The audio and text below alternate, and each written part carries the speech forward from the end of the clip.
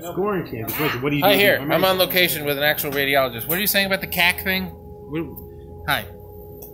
Where is he? Like He's nowhere. This is a recording. Oh. Yeah. Tell me about the CAC. A CAC. We don't call it CAC. He had two things. You had a calcium. You had a CT. It sounds like, which has two components, or maybe you did one component. First is grading a calcium score, which is basically doing a CT scan through the heart that's not gated. Right. And you basically measure the calcium burden that you can do post-processing by just doing circles around the calcium you see. And then you come up with a score that's an age-matched score to what your risk is to having a heart attack. Are you familiar with these scores? The angstrom score, I don't do it anymore, but it's common. But what if your scores are 400? That's pretty bad. I think, if I remember, I haven't done a long time. I think I got like 250, 300 was roughly. Then quote me on this. But the point is, there should be another point as to what did they inject contrast? Because then you could actually get a roadmap as to how much narrowing there actually is, as opposed to a secondary sign of calcium being a descriptive of the narrowing. Okay. I almost understand everything you said, or a little bit of what you said. But let me ask you this. You say that this is a common test? Well, calcium scoring was very common, and now it's sort of backed off. We do it. Why is it backed off? It seems like because what do you do with the information?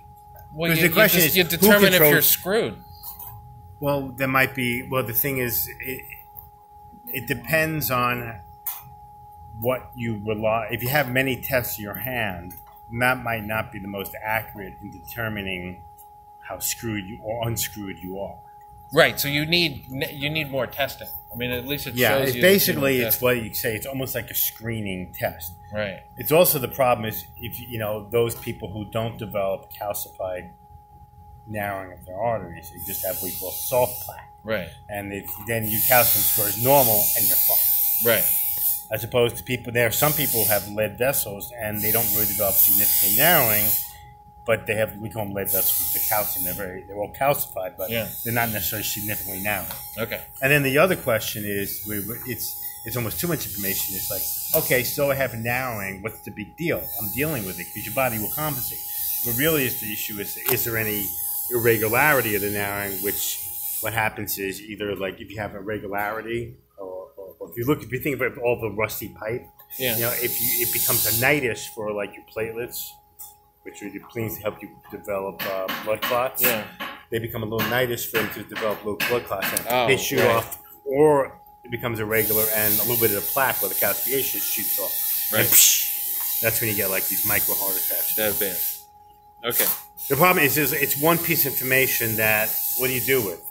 Right, but if you get the score and like I get a 15 or I get a 0, so then I don't have to worry about theoretically. I go to McDonald's.